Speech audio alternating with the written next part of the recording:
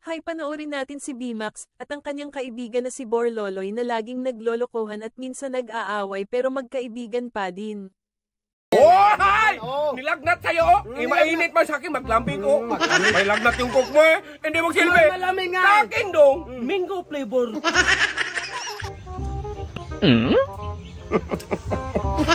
Sos! Wala na dong. Bagong generation na to sa amin dong. Wala?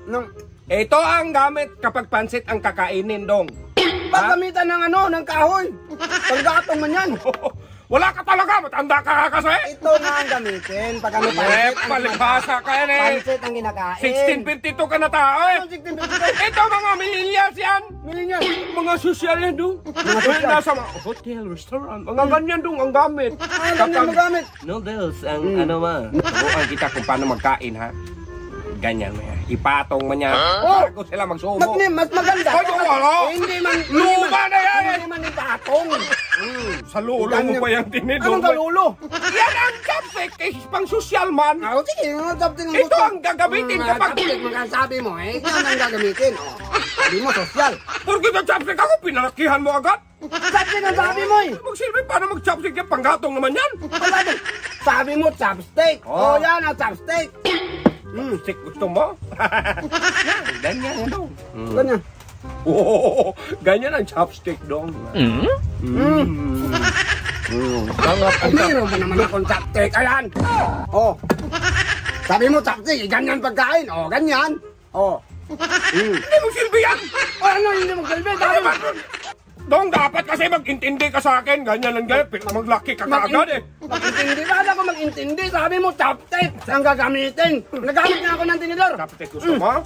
Ganyan ang chopstick dong. Ganyan. Ganyan ang kalaki ang chopstick. Hindi, wala ba yan sa'yo? Wala. Meron ba naman akong chopstick? Ayan. Gusto mo ng chopstick?